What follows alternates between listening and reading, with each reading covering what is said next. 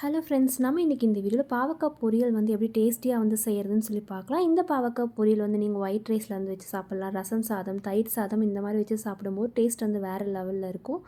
So இது வந்து எப்படி செய்கிறது அப்படின்னு பார்த்தீங்க அப்படின்னா, ஃபர்ஸ்ட் வந்து பாவக்காய் இந்த மாதிரி சின்ன சின்ன பீஸாக வந்து கட் பண்ணி எடுத்துக்கோங்க. நீங்கள் பெரிய பீஸாக கட் பண்ணுறத விட இந்த மாதிரி குட்டி குட்டி பீஸாக வந்து கட் பண்ணும்போது ஃப்ரை பண்ணும்போது இனிமேல் டேஸ்ட் வந்து நல்லாயிருக்கும்.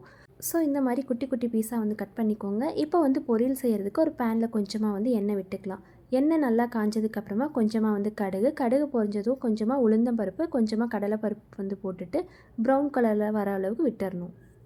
இப்போ அடுத்ததாக வந்து பெரிய வெங்காயம் வந்து சின்ன சின்ன பீஸாக வந்து கட் பண்ணதாக இதில் வந்து போட்டு கொஞ்சம் நேரம் நல்லா வந்து ஃப்ரை பண்ணணும். அதாவது லைட்டாக வந்து ப்ரௌன் கலரில் வர அளவுக்கு ஓரளவுக்கு நல்லா ஃப்ரை பண்ணோம் அப்படின்னா வந்து உங்களுக்கு நல்லாயிருக்கும்.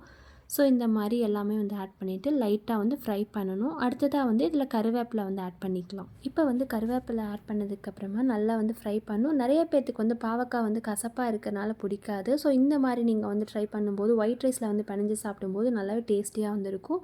எல்லாருமே வந்து பிடிக்காதவங்க கூட இதை வந்து இந்த மாதிரி செய்யும்போது விரும்பி சாப்பிடுவாங்க. ஸோ இந்த மாதிரி ஓரளவுக்கு நல்லாவே ஃப்ரை பண்ணணும். இதை வந்து நல்லா ஃப்ரை பண்ணதுக்கப்புறமா இதில் வந்து நம்ம கட் பண்ணி வச்சுருக்க பாவக்காவை வந்து ஆட் பண்ணிக்கலாம்.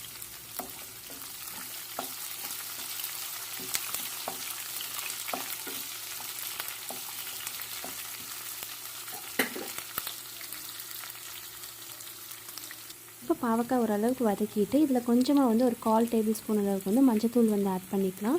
நீங்கள் இந்த பாவக்காய் பொரியல் வந்து நீங்கள் நார்மலாக வந்து தண்ணி ஊற்றாமல் மூடி வச்சு வேக வைக்காமல் இந்த மாதிரி லைட்டாக வந்து எண்ணெய் ஊற்றிட்டு நீங்கள் நல்லா ஒரு 20 மினிட்ஸ் இந்த மாதிரி லைட்டாக வதக்கிட்டே இருக்கணும். ஸோ இந்த மாதிரி நீங்கள் ஃப்ரை பண்ணும்போது டேஸ்ட்டு நல்லாயிருக்கும்.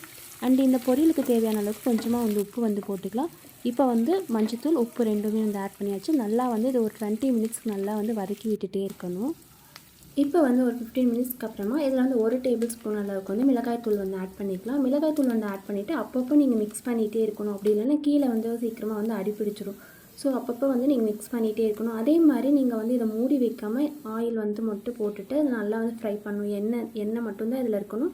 நீங்கள் தண்ணி இதில் வந்து ஆட் பண்ணணும் அப்படிங்கிறது கிடையாது. நீங்கள் அப்பப்போ மிக்ஸ் பண்ணிகிட்டே இருந்தாலே போதும். இப்போ பாவக்காய் நல்லா வதங்கினதுக்கப்புறமா இதில் வந்து கொஞ்சமாக சர்க்கரை வந்து ஆட் பண்ணிக்கலாம். சர்க்கரை எல்லாருமே வந்து ஆட் பண்ணணும் அப்படிங்கிறது கிடையாது. கசப்பு பிடிக்காதவங்க கொஞ்சமாக தேவைப்பட்டால் நீங்கள் சர்க்கரை போடும்போது லைட்டாக வந்து கசப்பு தெரியாது. ஸோ நீங்கள் தேவைப்படுறவங்க சர்க்கரை வந்து வேணும் அப்படின்னா நீங்கள் வந்து ஆட் பண்ணிக்கலாம். நான் கொஞ்சமாக வந்து ஒரு பிஞ்ச் அளவுக்கு சர்க்கரை வந்து ஆட் பண்ணி நல்லா வந்து மிக்ஸ் பண்ணிக்கிறேன். இப்போ வந்து நல்லா ஓரளவுக்கு பாவக்காய் வெந்ததும் ஃபைனலாக வந்து துருவி வச்ச தேங்காய் வந்து இதில் ஃபுல்லாக வந்து ஆட் பண்ணி ஒரு 5 மினிட்ஸ்க்கு வந்து நல்லா வந்து மிக்ஸ் பண்ணிகிட்டே இருக்கணும்.